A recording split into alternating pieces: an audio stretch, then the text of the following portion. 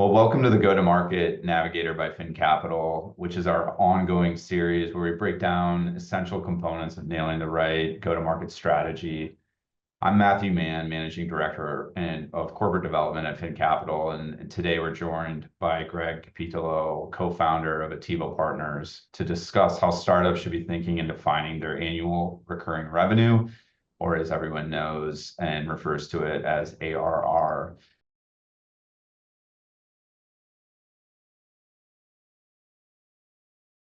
Greg, welcome to our program here, and would love if our viewers could just hear a little bit of your background before we really kick off the conversation in earnest. That'd be great, and thank you for having me, Matthew. I'm excited to be here. So, a little bit about myself and Attivo. I've been in the venture-backed space for about, let's say, almost 30 years now. I spent my first 15 years as a VP Finance and CFO at several public and private companies.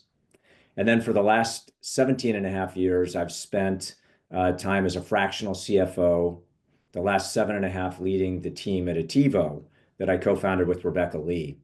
And at Attivo, we focus on, let's say, a full stack of finance and accounting services provided to almost exclusively venture-backed companies. So about 98% of our clients are venture-backed. We very much enjoy working in that space, have a significant amount of experience helping our clients scale. And as we get into this conversation about ARR, helping our clients understand the importance of metrics and how you calculate those metrics, how you present those metrics, how you tell the story around those metrics, and then how you use them for forecasting. Our business is our clients are typically 0 to 30 million in revenue. We have several it might be up to 70 or 80 million in revenue. And so, as I think we'll get into later in the conversation, we'll be talking a little bit about how metrics might change as you scale your business. So thank you.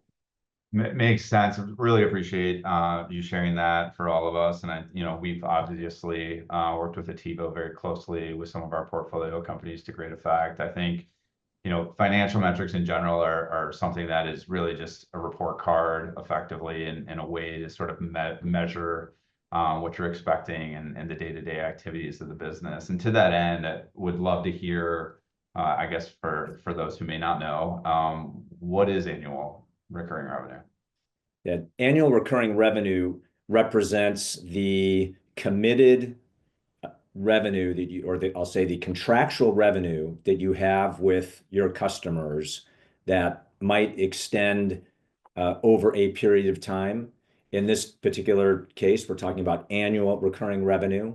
So if I sign a contract with a customer that says they'll pay us $10,000 a month for 12 months, we would say that annual recurring revenue is $120,000 for that particular customer. Typically, annual recurring revenue is based on a subscription model.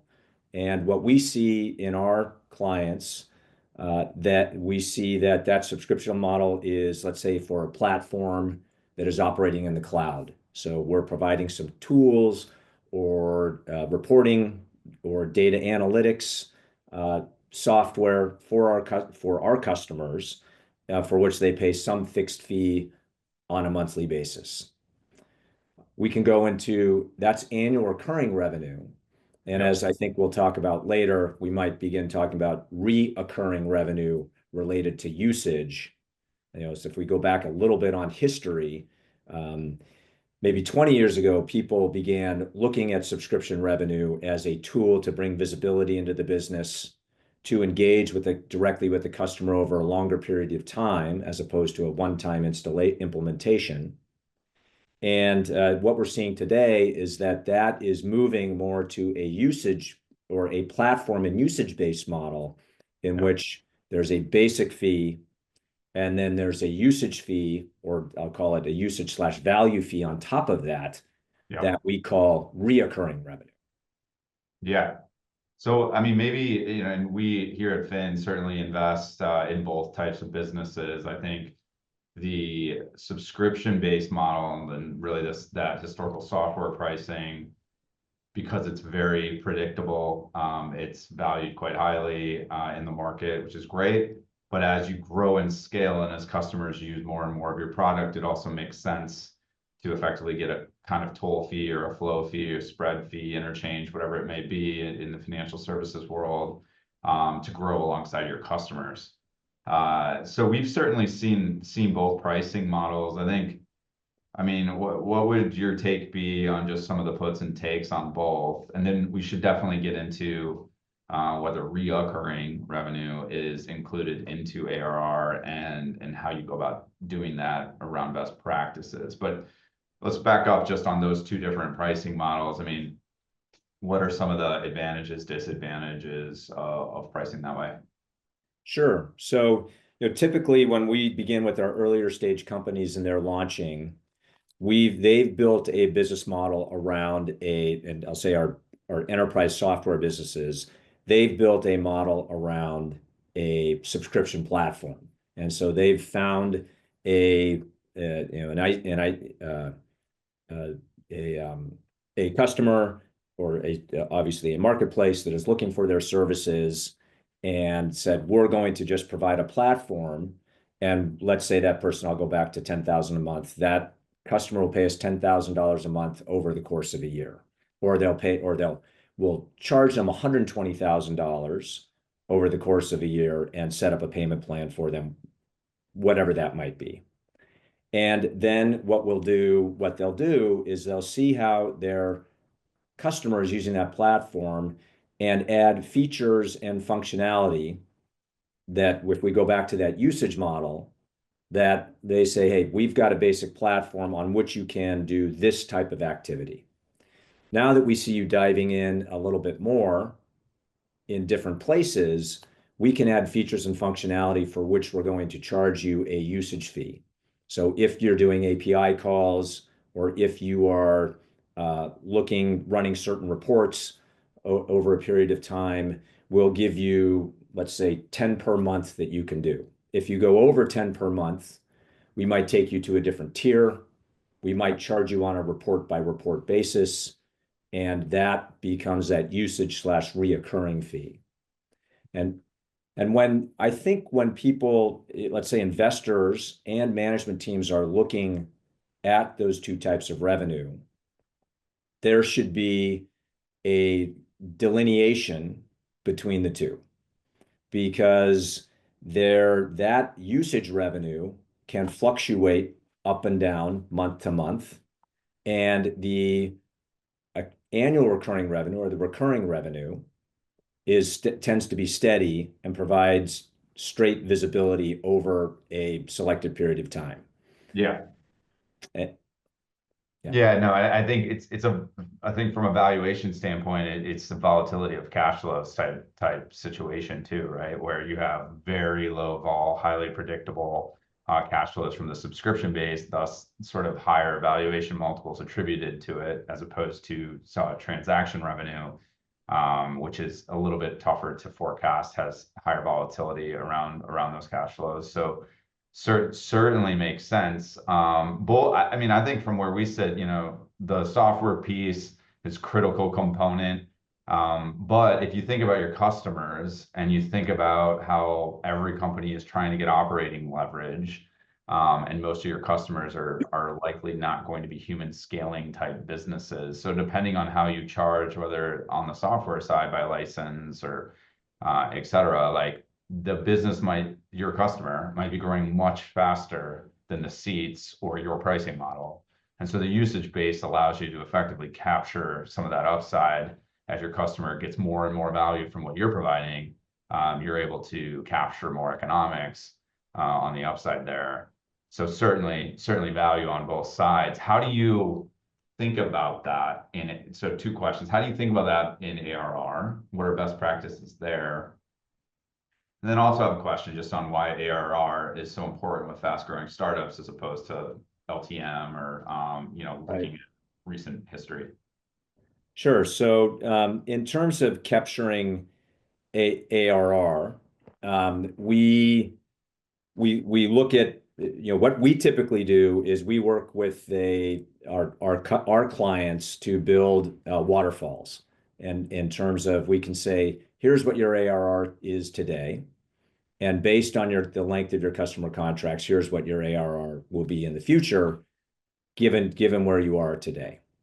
And so the importance of that is that we can have visibility into what's going to happen in the future.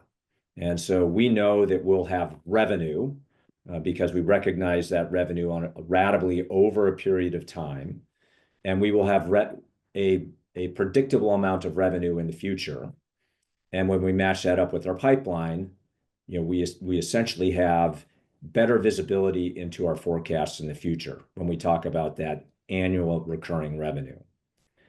When we delineate between the two, because that reoccurring revenue can fluctuate month to month.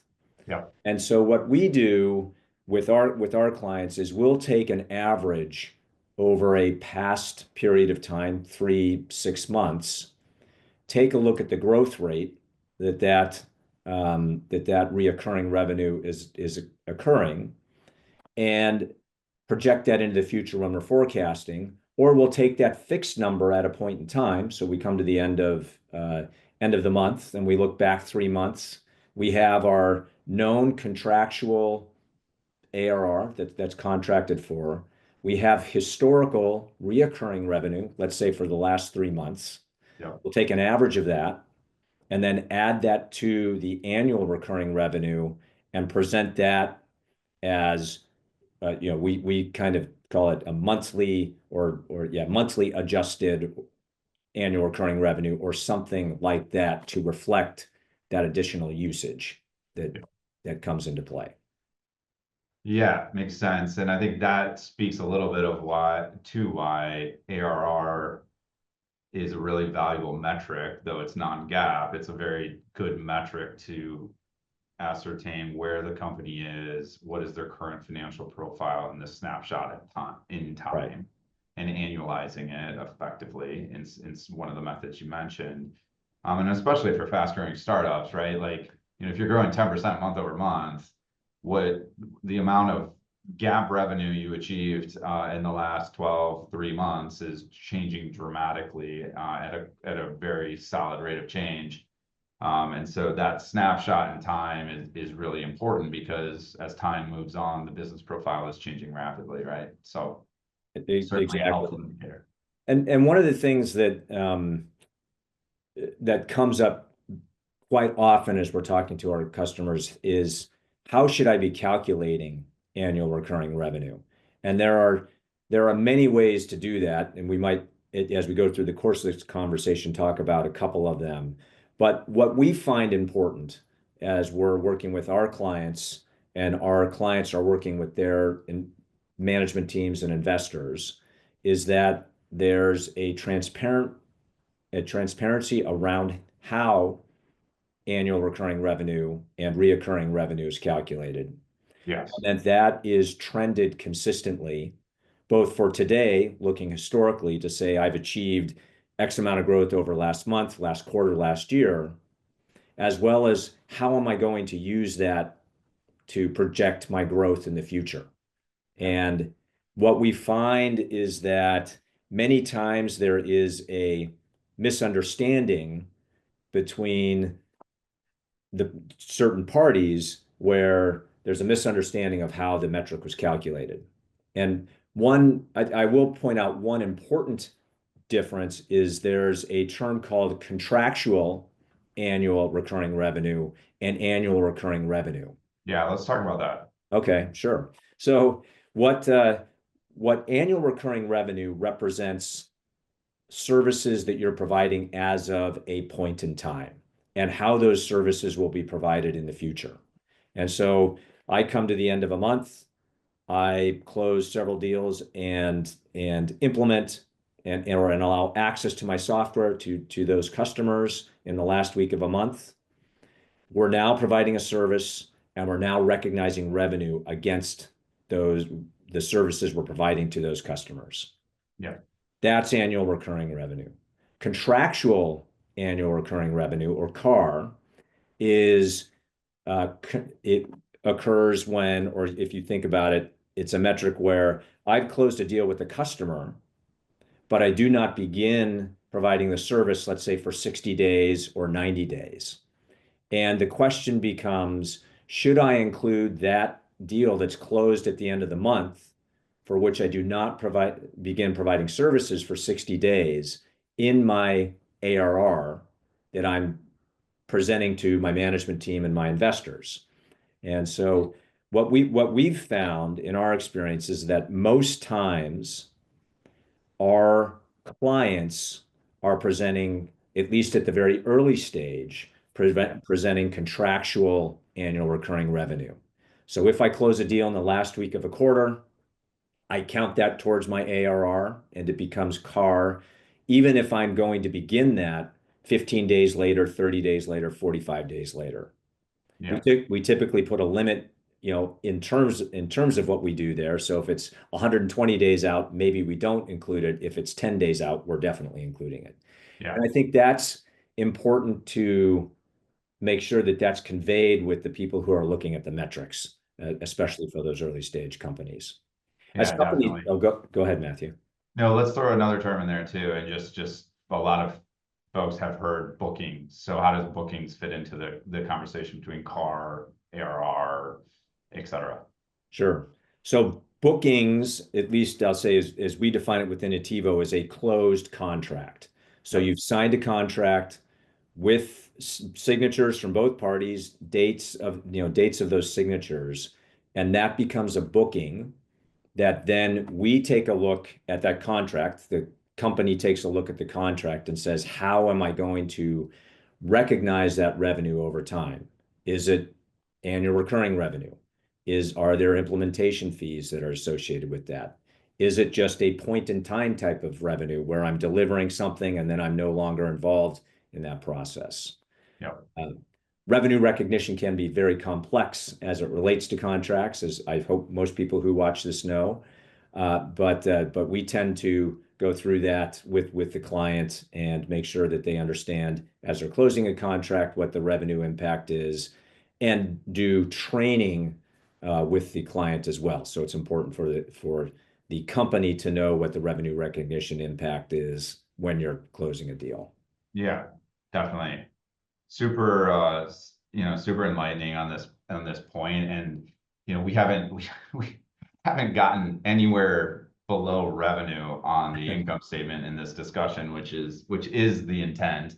I think one of the things that I wanted to bring into the conversation, especially in the seat that I'm in here at Capital, which is really helping our companies go through subsequent equity rounds, help them navigate M&A discussions, which is where our team spends the bulk of our time, and then on IPO readiness. If you think about those three different use cases, in financings, a lot of a net new equity round is going to be based and focused on traction around the metrics you just discussed. Specifically ARR. So understanding that, being able to communicate that effectively, track it, and forecast it is really important. And I think the forecasting piece, if we could just dovetail a little bit here, the forecasting of the reoccurring revenue is difficult, depending on the business, right? It fluctuates. How much are your customers going to use that product, use that API call, interchange, whatever it may be, on the usage-based component is tough to do.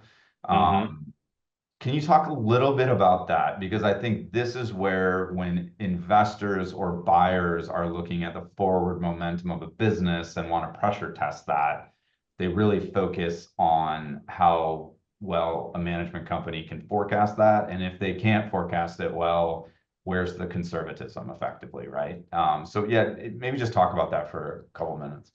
Yeah, I mean, I talked about that a little bit earlier in terms of taking a look at historical activity, finding averages that make sense, and based on those averages, having growth rates applied to those. Yeah. A lot might, as we're looking at it, a lot depends, because we're doing forecasting. We're using statistics or data and statistics to do that. but a lot depends on just in general, the management team's outlook in terms of their ability to acquire customers and to build features for which those customers will be acquired. Yeah. Like you use the word conservative, being conservative. Our experience is that when we have clients that are out looking at fundraising, doing M&A, that the party that is looking at our client will discount Yeah. the numbers that we put out there because of the risk associated with those and the uncertainty that occurs as you see as you see fluctuations in the monthly numbers. Now, on the positive side, if there is continued growth in that usage, then there's more assurance that things are going to be heading in that same direction as we're forecasting. And so we'll put numbers together and do analyses that show that we believe that's going to happen. Yeah. And I think also with the forecasting, something that's important that we look at historically as well as rolling forward, and we see investors do that are looking at companies, is we prepare what we call a roll forward for annual recurring revenue, roll forward for reoccurring revenue, and a roll forward for customers. And essentially, because we're trying to create visibility in the company or show visibility with our forecasting, we take a look at where we are today. Let's say the customer's ARR or reoccurring revenue that we anticipate closing, those new customers that will drive revenue. We look at existing customers that we hope to expand, and we look at customers that we may lose. And so we go through a process where we take that out over, let's say, a period of 2-3 years, where we take a look at, and these terms are probably familiar to most of the viewers, we take a look at expansion, churn, and come to an ending balance at given points in time. Yeah. And I do believe that when we're thinking about that next step in funding or the next step in M&A, that expansion rates and churn rates become very important, and that investors look at those. And so there are other things that become important, metrics that become important outside of just ARR growth or reoccurring revenue growth, like net revenue retention. Yeah. And that's a new metric that says. And it speaks to that volatility of cash flow, right? And the predictability and certainty around it. And I think, just 2 points on the forecasting reoccurring. I think when we look at a company's ability to do that cohort analysis, so looking to the past, how various customers have ramped, and how long that took, and at what level they sort of reached maturity, et cetera, or what rate the growth rate slowed, is a nice way to do that and use history to inform the future a bit on forecasting the reoccurring. In addition, rather, to how like new products and new services might drive additional top line growth there. The other thing I would say is the customer type is interesting, right? And so if you have a fast growing startup that is serving a lot of fast growing startups, and the way that they're ingesting and building their forecast is to take the customer's word for it of what they're going to use, sometimes you're taking a lot of bullishness and compounding it, right? You're saying a lot of optimism here from my customer on what they're going to do. I myself might be, an optimistic startup as well, and might fall a little bit short of my forecast, and you're compounding that effect. And so I think that's where using history to inform the future is important. Now, if you don't have that history, you can build it quite quickly with your customers and continue to refine as you move forward your forecasting ability there, which I think is crucial. The last piece I wanted to take this conversation, Greg, is really around the M&A aspect on acquirers and how they look at ARR. Okay. And I think, and want to hear your experience. We'll just share mine quickly here, which is, most of the time, if we're selling a company to a large public strategic, they are trading on GAAP, right? Mhm. Their stock is moving on GAAP metrics. ARR is a non-GAAP metric. And so I think your point earlier was a really important one about that walk, right? That walk from ARR down to GAAP revenue, or just understanding the components very intimately of what goes into ARR and making sure that's been very consistently reflected over time. Because an acquirer is going to need to effectively say, I trade on GAAP, I'm valued by my investors on GAAP. What does this mean for me vis-a-vis GAAP, right? And how Right. do I get there? And so I also think as a company continues to grow and scale, ARR will always be important, but GAAP becomes more and more important the larger a company grows, scales, and starts looking toward exit paths that might be M&A, which is generally GAAP focused in a strategic acquisition, or in an IPO world, certainly we need to see GAAP financials in an S1, right? So I think as we move forward, that center of gravity around GAAP kind of pulls harder. And then just for companies that are engaging in those discussions, just know that your acquirer is going to be focused on translating your metrics to a metric that really matters to them, whether that be EBITDA, whether that be top line revenue, GAAP revenue rather, or some other metric, gross profit or something that makes real good sense in terms of the way their investors value them. Would love to hear kind of your experiences and your reactions to that, Greg. Yeah, and I think that comes, we talked earlier about each company might have a unique way of talking about account annual recurring revenue or reoccurring revenue. And as you move closer to, well, I'll say first, as you become larger, what your revenue goes from 10, 30, 80 million, you do need to begin to really get transparent and move towards more GAAP accounting, Yeah. which can still lend itself to annual recurring revenue. Yep. But maybe the uniqueness of your metrics that you're reporting to your investors needs to be much more in line with GAAP and transition to GAAP. And what we've typically seen too is that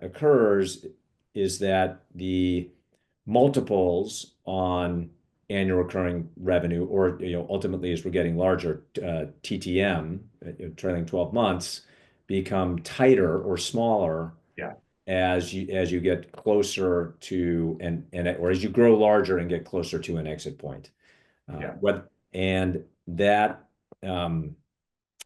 but I'd say if you're starting early in terms of disciplined reporting, disciplined tracking against metrics, and being honest with yourself about how you're hitting your revenue numbers as a private company, how you're hitting your ARR numbers, both in dollar amount and in customers, that transition should be very straightforward. Yeah. And so the less unique you are, the more comparable you'll be to other companies that investors are looking at, Yep. and the easier things can get done as you move forward, let's say, to your next round of funding. Definitely. I mean, last comment on this point, I think, or just my reaction to that is you're running a business as a founder. You're in front of customers. You're generally the best salesperson for your company. The finance function can be an afterthought at the onset, but as you grow and scale, it just becomes more and more crucial. One, for just measuring success. Two, for scenario analysis. If we do this, this is what that looks like. If we do this, this is what that looks like. Fundraising, which of course is the lifeblood, to allow you to realize those big dreams of building an incredible company. And then on two sides, when things get really tough and you need to either do that scenario analysis, or cash is tight and you're really starting to hone in on the numbers and figure out what options are, that's absolutely crucial. On the other hand, when things start going really well and buyers start coming around, knocking on your door and want to go through financial diligence, I have seen this in past lives where a company will fall short on that front and valuation follows. And so it's something where have the good hygiene of financial reporting will help you run your business in a way that you just feel like you have a windshield that's completely clear and at least accurate in terms of what you're seeing, what you think you're seeing, and how that's translating to metrics. But also when it comes time to get on and off ramp, whether that's good or bad, off ramp, it becomes absolutely critical and crucial. And so it's one of those things that, I think when things are going well and there's a million problems to solve as a founder, it can be overlooked, and sometimes slowing down to go fast makes a ton of sense in the finance function, so that you're really set up for success no matter what the journey of your company may look like. Well, I think that's a good it's a good sales pitch for the services that we provide, Matthew. Yeah. And I'm not going to add much to that except that we get, and it was just recently, at least in my experience, we get a lot of thank yous from clients as they maybe have transitioned to Attivo in the near past, and they're getting ready to go through a fundraising process that goes smoothly. Yep. And then it's nice to hear that thank you for and not having any hiccups related on the finance side, no delays related on the finance side. Yeah, absolutely. Well, Greg, I've certainly appreciated the time and the conversation, and hopefully our viewers, listeners have found it helpful. Where can folks find you to the extent they want to learn more? Yeah, they can go to attivopartners.com, and my email is gcapitolo@attivopartners.com. I'd be happy to answer any questions or have one of my colleagues meet with you and answer questions. Great. And I'm at Matthew@fin.capital. This concludes our session. Thanks again, Greg, for the time, and hopefully everyone found it really helpful. Thank you, Matthew. Appreciate it.